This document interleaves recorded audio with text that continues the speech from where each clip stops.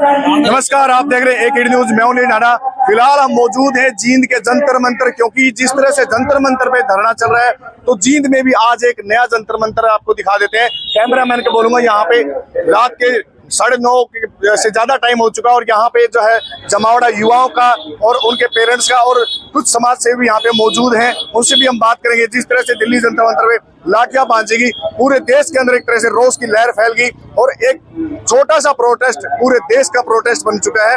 और आज हम जानेंगे, सर आपने भी आज यहाँ पे अंबेडकर जी के पास धरना लगाया, सुबह से आप बैठे हैं, तो क्यों लगाया आपने? देखिए, पूरे देश के अंदर एक आक्रोश है।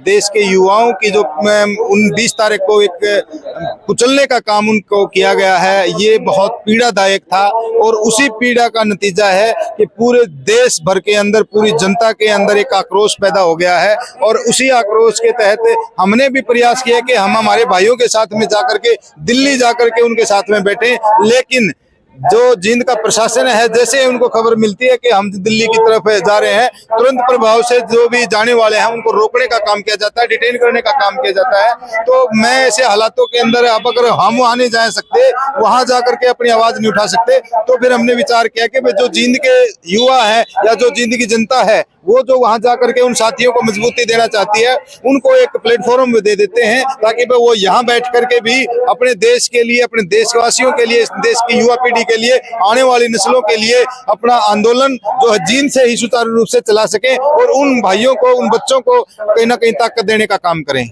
आज आपने धरना यहाँ पे स्टार्ट किया है, तो ये धरना कब तक आप करेगा? ये धरना जब तक उन बच्चों की पीड़ा जो है वो नहीं सुनी जाती, उन बच्चों के ऊपर जो झूठे मुकदमे लगा कर उनको जेलों में डाला गया है वो वापस नहीं लिए जाते, और जो धर्मेंद्र प्रधान है जो इस सारी समस्या के विघ्न की जड़ है, जिसकी वजह से ये आंदोलन शुरू हुआ है, जिस मांग को लेकर के आंदोलन शुरू हुआ था, वो नहीं मानी जाती, तब तक ये आंदोलन जारी रहेगा।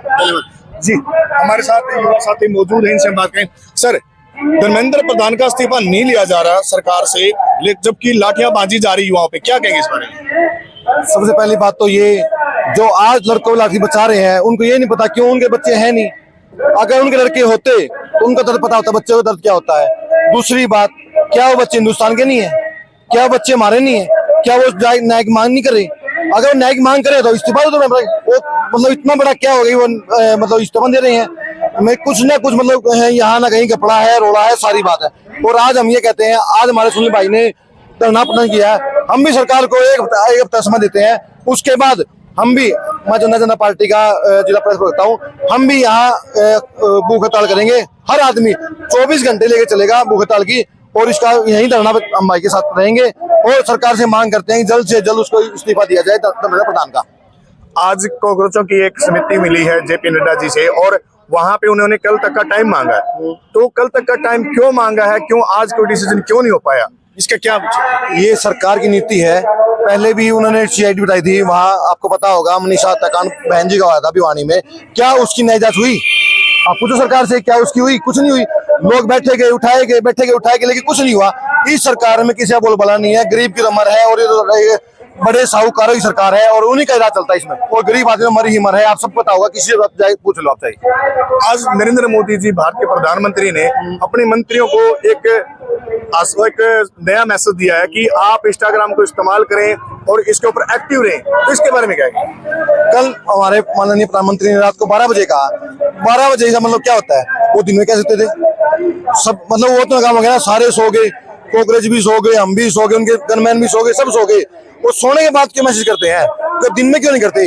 क्या डर है इस बात की? बात है ये, तो आप बताओ हमें, डर क्या है इस चीज का? जी, एक सवाल आपसे मैं लेना चाहूंगा कि प्रधानमंत्री ने पहली बार अपने मोबाइल से रील बनाई है, तो इसके पीछे क्या सरकार डरी हुई है? देखिए, वो रील हमने भी देखी है और देश की तमाम जनता ने वो रील देखी है। जिस प्रकार की बौखलाहट, एक डर इस कॉकरोच का, इस जो एक भीड़ का, एक आक्रोश का उनके चेहरे पर देखने को मिला वो अपने आप में साफ जाहिर करता है कि इनके जो चूड़े हैं वो हिल चुके हैं, इनकी जो जड़ें हैं वो हिल चुकी हैं और बहुत ही जल्द सत्ता परिवर्तन होने वाला है। इन लोगों को अपनी कुर्सी त्यागनी पड़ेगी।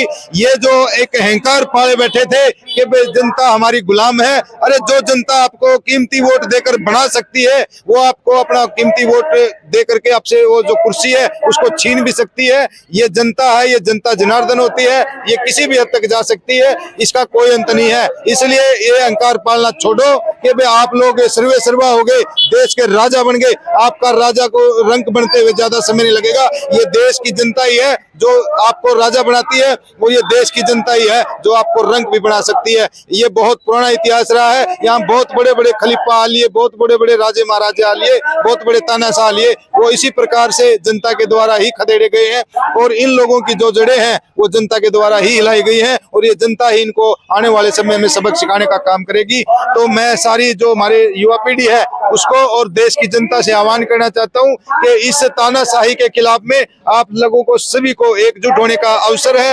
आप लोगों को एकजुट होकर के इस तानाशाही के खिलाफ में आना पड़ेगा। आखिरी अवसर इसको समझो, शायद ही कभी दोबारा ऐसा मौका बने, ये माहौल बने, इसलिए आज अवसर है तो आज ही लाभ उठाओ। जो प्राप्त है वो पर्याप्त है, जो आज आपके पास में है उसी को हथियार बना करके अपनी लड़ाई लड़ो। ये चुप्पी है, जो ये मौन है, जो आपका ये जो शांति प्रदर्शन है, ये इनके लिए बहुत बड़ा जो कहीं ना कहीं जहर बनने का काम करेगा और इन लोगों को ले डूबेगा। जी, हम मौजूद थे जींद के रानी तालाब पर, जहां पे मैंने जंतर मंतर की संज्ञा दी, क्योंकि जिस तरह से जंतर मंतर पे धरना चल रहा है वहीं जींद पे आज यहाँ पे युवा इकट्ठा हुआ है और जिस तरह से कल आश्वासन दिया था कि यहाँ पे शायद रात भर धरना चले और यहाँ पोस्टर में भी लिखा हुआ है। या भाई जी कुछ कहना था? जी, मैं कह रहा हूँ, मेरे आज छोटे छोटे बच्चे हैं, कल अगर वो बच्चे पूछेंगे तो पापा उस टाइम क्या हुआ, तो मैं उन्हें क्या जवाब दूंगा कि मैं घर बैठा था। आज ये लोग कहता मैंने लड़ाई लड़ी थी, बच्चों के काम किया था, प्रोटेस्ट किए थे। और मैं आपको बताना चाहूंगा 20 जुलाई को जब दिल्ली जा रहे थे तो पुलिस ने मेरे घर आके मुझे खुद हाउस अरेस्ट किया था। तो क्या पता दिल्ली जान देंगे हमें? बताओ, क्या युवा के बाद ऐसे तो बाहर जाएगा? तो कब तक काम चलेगा ये? इससे है एक आदमी से पूरा क्यों देश चलवा रहे हो आप? तो मैंने पता चाहिए धर्मेंद्र प्रताप इस्तीफा दो, इस्तीफा दो और इस्तीफा दो। अगर इस्तीफा नहीं होता तो आगे की रणनीति? आगे रणनीति क्या, हम तो बैठे हैं, बैठेंगे। आज हमारे वकील साहब बैठे हैं यहाँ, कल उसी 2-4 आदमी हो रहेंगे। और मैं विकास जांगड़ा बोलता हूँ, एक हफ्ता समय के बाद अगर नहीं ऐसा कुछ होता है तो मैं यहाँ बैठूं मुख्य ताल पे। हमारी पार्टी के आदमी डेली 24 घंटे का अनशन में यहाँ बैठेंगे और धरने को निश्चित रूप से निश्चित चलाएंगे। अगर इस्तीफा नहीं होता है तो देश भर में जिस तरह से जन आक्रोश चल रहा है तो कहीं ना कहीं ये विशाल रूप ले सकता है। तो इसी तरह से जुड़ी जानकारी हम देते रहेंगे हमारे चैनल के माध्यम से। फिलहाल के लिए जय हिंद। दोस्तों, बड़ी खबर है और ब्रेकिंग न्यूज है। मोदी जी धर्मेंद्र प्रधान का इस्तीफा नहीं ले रहे हैं। कुछ राज है उनके पास, ईवीएम मशीन के, हेरा फेरी के, और अमेरिका में जो वहां जाकर ट्रंप के यहाँ जो गफलत करी है वो एक फाइल की बड़ी चर्चा चली थी। क्या दिया है धर्मेंद्र प्रधान ने, अगर मेरा इस्तीफा लिया तो सबको नंगा कर दूंगा। यह वजह है, हम सोच रहे थे ऐसी क्या बड़ी वजह है जो इस्तीफा नहीं लिया जा रहा। बात छोटी सी है पर कहीं ना कहीं बहुत गंभीर मामला है। अब सोच लो कि धर्मेंद्र प्रधान क्यों इस्तीफा नहीं दे रहे हैं और मोदी जी इस्तीफा क्यों नहीं ले रहे हैं।